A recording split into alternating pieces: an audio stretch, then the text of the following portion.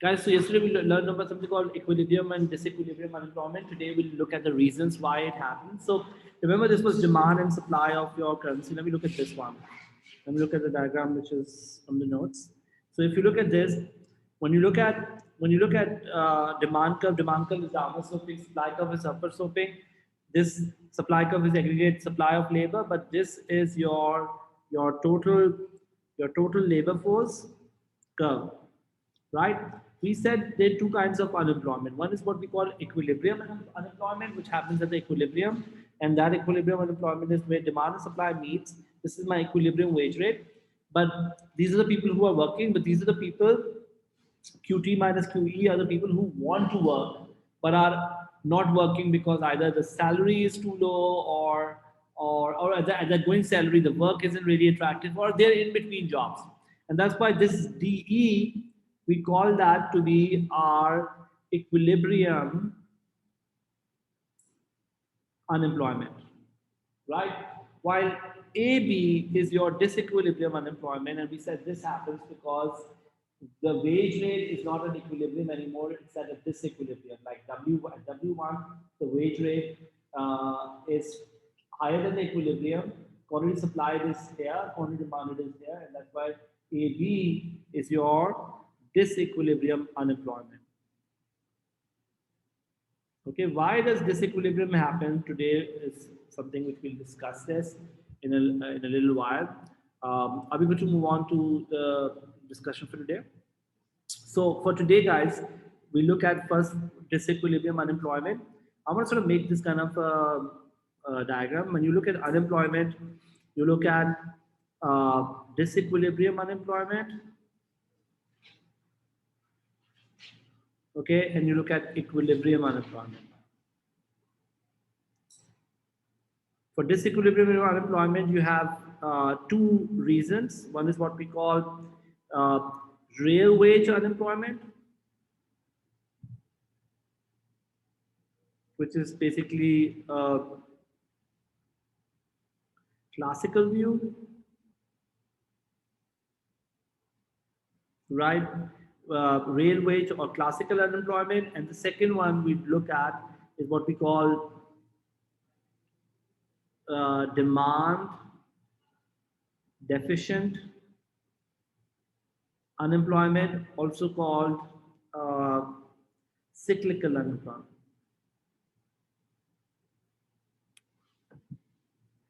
Makes sense? And then comes equilibrium unemployment. What is equilibrium unemployment? Equilibrium unemployment happens because of three reasons. I'll talk about it in detail, but I want to sort of make a map so that when you make writing an essay question, this thing would remember. Number one is what we call structural unemployment. Structural unemployment. Number two is what we call frictional unemployment. And the last one is what we call seasonal unemployment. Okay. So let's talk about all five of these uh, unemployment. So, Zamina, we've just been talking about these, and I'm going to discuss this each as we go along. Okay. Are we good to move on?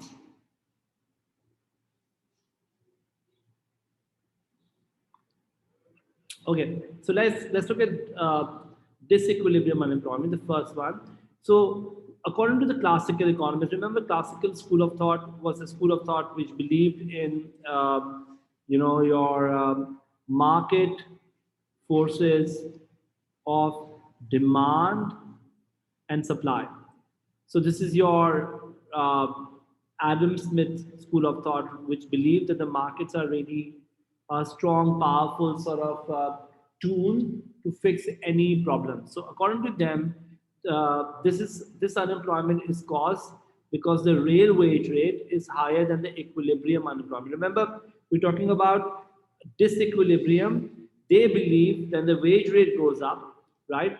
Uh, there could be a disequilibrium that happens. Why does the wage rate go up? They blame two parties for this. They blame two parties. Number one, they blame government. Why? Because government sometimes gives you what we call minimum wages.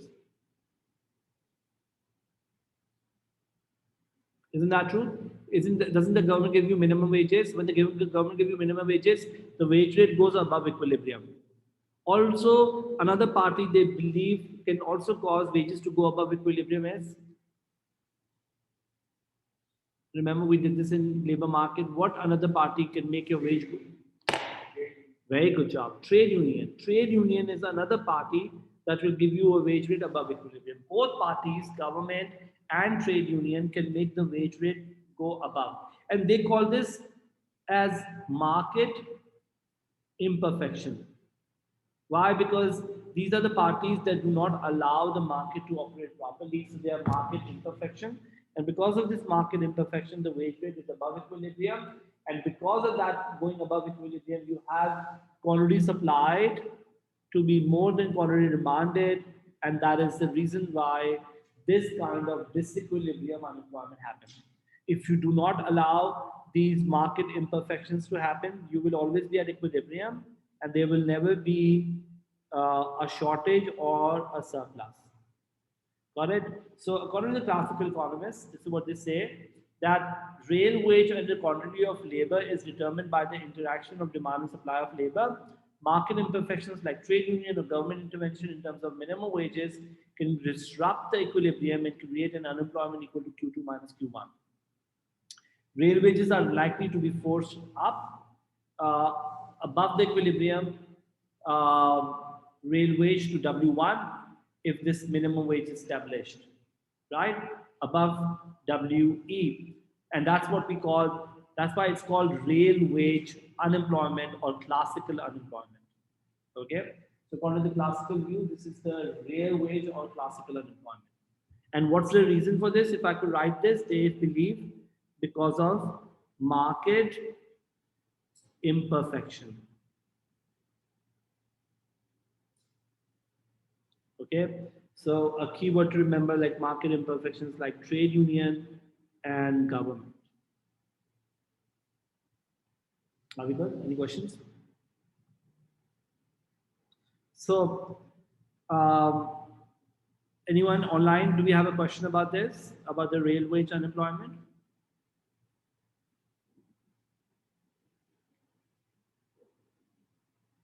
Yeah. So guys, this is classical views. This is basically what we call Keynesian views. So there is a disagreement between the Keynesians and the classical economists in terms of unemployment or in terms of why disequilibrium unemployment happens. These guys believe they happen because of market imperfection, but these guys have a different view. So let's look at the Keynesian view. The Keynesian guys, remember, believe that unemployment was not a result of the labor market equilibrium. They said labor is kind of like a derived demand. Okay, so labor for them is a derived demand, which means more goods, more demand for labor. So demand derived from the demand for the good that is being produced. So if there's a big fall in the demand for products, let's say guys, remember they call it cyclical unemployment. Let's say business cycle is in a slump. If business cycle is in a slump or in a recession, the demand for goods will go down. If the demand for goods go down, there will be a possibility the demand for labor will also fall, causing unemployment. Now, I want to show you this in a diagram. So this is how the diagram looks like for them. So let's say this is my AD of labor, right? This is my aggregate supply of labor. And currently the wage rate is WE and the quantity is, let's say, QE.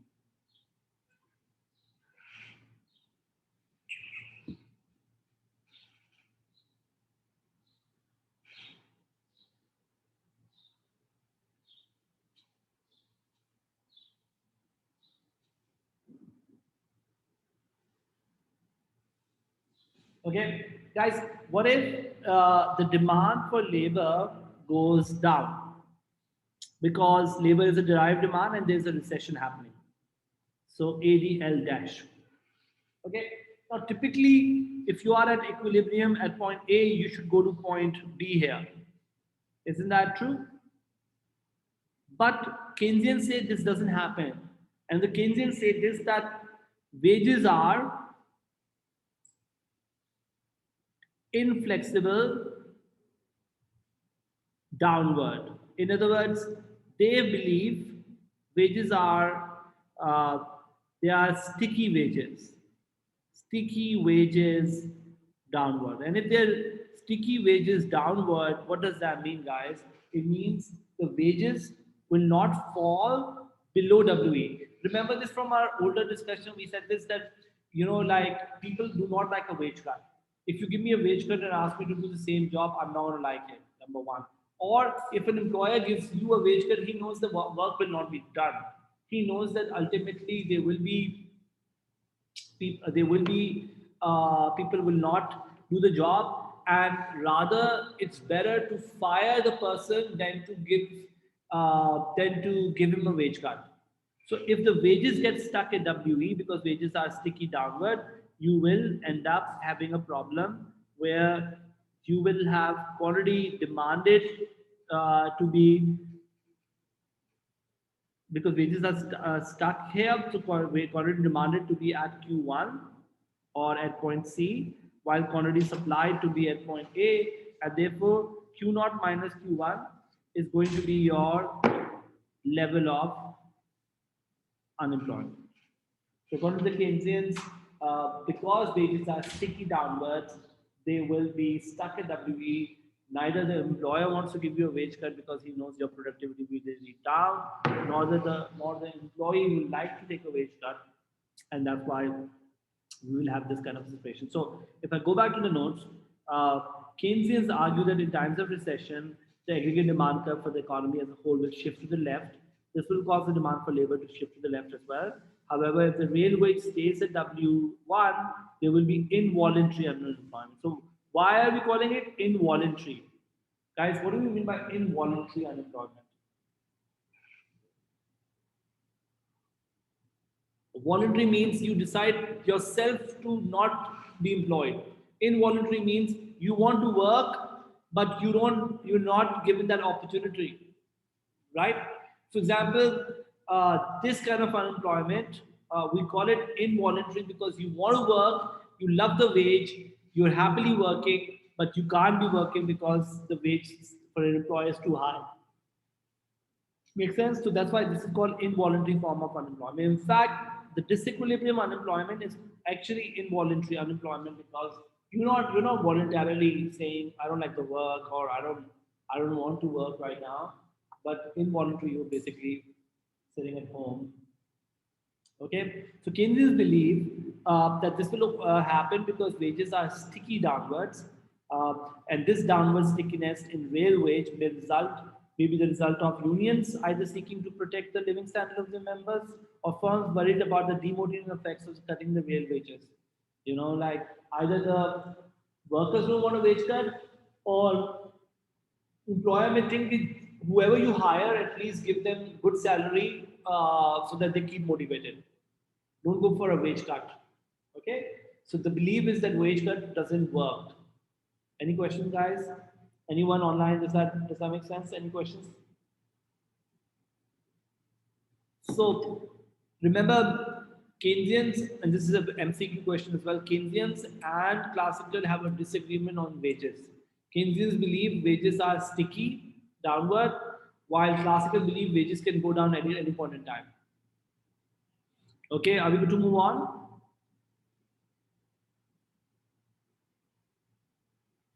People online, are we good to move on? Okay, I'm gonna move on. I'm not getting response from anyone, so this means you guys are fine.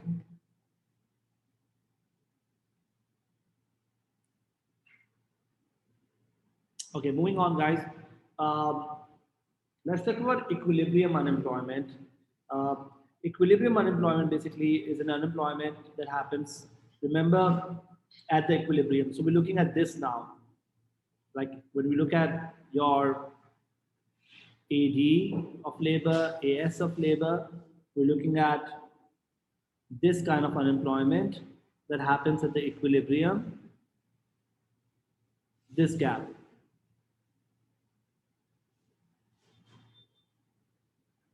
Okay, why does this unemployment happen? We believe that this is what we call equilibrium unemployment, also called natural rate of unemployment. Okay, people, and also it's also what we call voluntary unemployment. Actually, people voluntarily are basically unemployed. Okay, so let's look at uh, the text here. We say this that the national rate of unemployment is defined as the equilibrium rate of unemployment. That is the rate of unemployment where real wages have found their free market level and where the aggregate supply and aggregate demand is equal. At the natural rate, all those who want to work at the prevailing wage rate have found employment. And there assume to be no involuntary unemployment. Make sense? Whoever wanted to work has found work. Nobody is involuntarily unemployed. Everyone is who wanted to work has got the work. There are some voluntary unemployment, and some people are out of job, either searching for work for a better job or better conditions. So, for example, let's say I'm unemployed. Let's say I'm a teacher. I'm unemployed, and you come to me and you say, "Okay, I have a job for you. It's in the canteen, school canteen." And I say, "No, I don't want to work in school canteen." That's voluntary unemployment. Because I voluntarily say, "I don't want to work. There is a job out there. I can take it. They will hire me, but I don't take it because I am voluntarily saying I don't want to work in that job." Make sense? So, what are the various reasons? The first one is basically, guys, called frictional unemployment. What is frictional unemployment? Frictional unemployment is basically unemployment that happens. It's a voluntary form of unemployment that happens when you are looking for a better job. Okay, let's say if I am an economics teacher and you don't have a job for economics and you give me a canteen job, then that's called frictional unemployment. I still have not found what the job that I'm looking for, kind of a job, and many qualified workers seeking work are not able to find new jobs right away. So they might be either in between jobs or they might be looking for better jobs. Another good example, let's say you've done a degree in engineering and you don't find an engineering job, and let's say you wait to get that job. That's called frictional unemployment. So it is likely that qualified workers will soon be matched with new jobs. These workers are considered frictionally unemployed during the time they spend searching for new jobs, and that's why we believe that if you are in between jobs,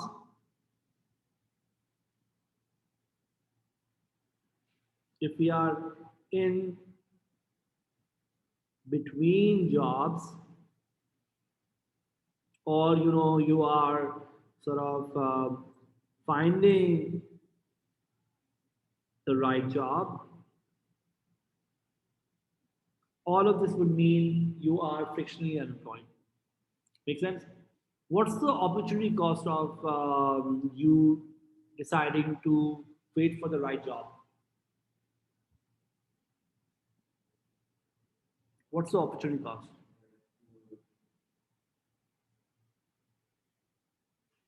The income, the wage rate, right? Yeah, exactly. And that's why, look at this diagram, guys. If you go back to this diagram, the gap is shrinking. Why? Because this is your voluntary unemployment. The more wage rate happens, the lesser this gap, because the higher will be the opportunity cost.